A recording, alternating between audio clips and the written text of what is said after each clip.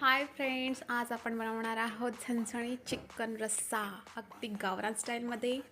ह्या चिकनचा रस्सा प्यायला खूप छान वाटेल तुम्हाला. तुम्ही देखील नक्की ट्राय करा ही रेसिपी. चला तर मग सुरुवात करूया. पहिल्यांदा इथे मी अर्धा किलो चिकन घेतलं आहे. त्याच्यामध्ये टाकूया आपण दही, अद्रक लसूण पेस्ट, हळद, लाल तिखट, काश्मीरी लाल मिर्च, धणेपूड, थोडासा गरम मसाला आणि सोबतच चिकन मसाला.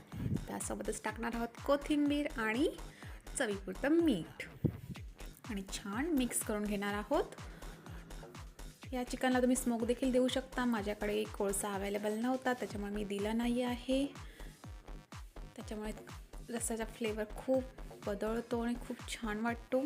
चिकन झाकून बाजूला ठेवूया. पातेलं ठेवूया गॅसवर. त्याच्यामध्ये टाकूया 3 मोठे चमच तेल, काही खडे मसाले, तमालपत्र, सोबत 2 चिरलेले कांदे आणि मिरची छान तेलावर शिजेपर्यंत परतून घेतली आहे. त्यासोबतच ॲड केला आहे टोमॅटो देखील छान शिजवून घ्यायचा आहे. त्यानंतर ॲड करूया आपण मॅरिनेट केलेलं चिकन आणि सोबतच आहे बटाटा. छान मिक्स करूया आणि हाय फ्लेमवर 5 मिनिटाची वाफ काढूया, जेणेकरून मसाल्यांनी तेल छान सोडलं पाहिजे. तुम्ही पाहू शकता आपल्या मसाल्यांनी छान प्रकारे तेल सोडलं आहे. छान मिक्स करून घेऊया आपण सगळं मिश्रण आणि वरती झाकण देऊया आणि त्याच्यावर पाणी ठेवूया, जेणेकरून ते गरम पाणी आपल्याला चिकनच्या रस्स्यामध्ये सोडता येईल. आणि हाय फ्लेमवर आपण छान चिकन शिजवून घेतलं आहे. चिकनने देखील पाणी सोडलं आहे चांगल्या प्रकारे, तुम्ही पाहू शकता.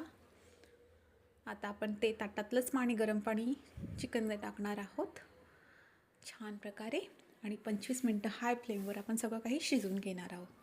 पाहू शकता काय रस्सा वाटतोय आणि रश्श्याला तरी देखील खूप छान आली आहे.